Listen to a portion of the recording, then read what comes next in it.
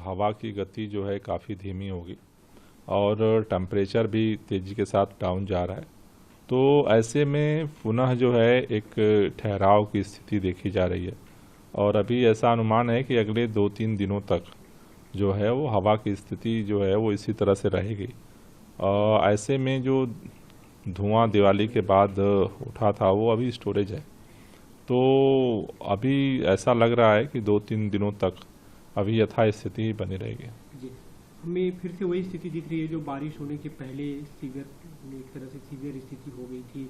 उसके बाद बारिश के बाद उसमें कुछ राहत मिली, लेकिन अब आपको लगता है कि ऐसा कोई आप लोगों की एक्सपर्ट से बात हुई हो या मौसम विभाग से बात हुई कि ऐसी संभावना है कि बारिश हो या हवाएं तेज चले, क्योंकि उसके बिना तो फिर वैसी देखिए, अभी जो एक्सपर्ट्स का कहना है कि अभी 2-3 दिनों तक जो है हवा की गति ठहराव में ही रहेगी।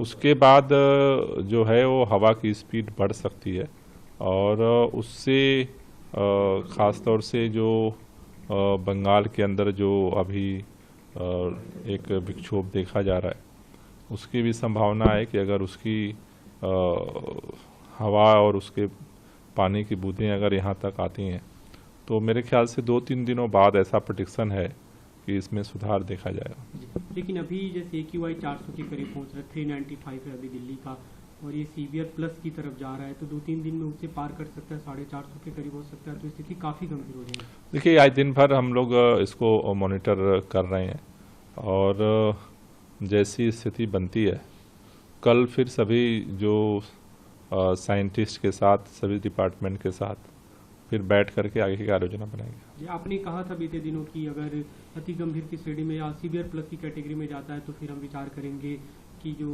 बारिश की आर्टिफिशियल रेन की बात है या ऑड इवेंट की बात है उन्हें लागू किया जा सकता है कि नहीं। क्या आपको लगता है कि उसकी नौबत आएगी?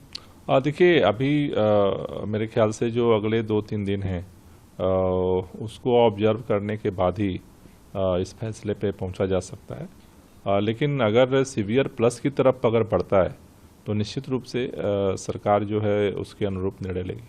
ऑड इवेंट या आर्टिफिशियल रेन निश्चित रूप से। जी, दूसरी बात सर, जैसे दिल्ली में हमने देखा कल आपने स्मॉग गन्स वाली जो गाड़ियां हैं उन्हें रवाना किया, अलग अलग विधानसभाओं में भेजी गई।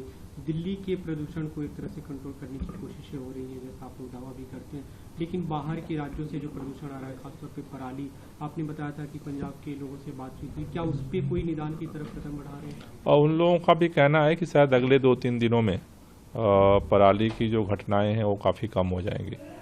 तो जो अगले 2-3 दिन हैं वो थोड़े क्रूशियल हैं और उसको सरकार मॉनिटर कर रही है और जो उस पर ज़रूरी कदम होगा उसको उठाएंगे। दूसरी बात सर, अभी यमुना के प्रदूषण को लेकर भी सवाल उठने लगे, यमुना में जहरीली झाग दिखने लगी, अभी छठ पूजा की तैयारियां हो रही है, ऐसे में सरकार की क्या तैयारी है? देखिए, सरकार ने पिछले बार भी लगभग 1000 जगहों पे छठ पूजा पूरे दिल्ली के अंदर किया था।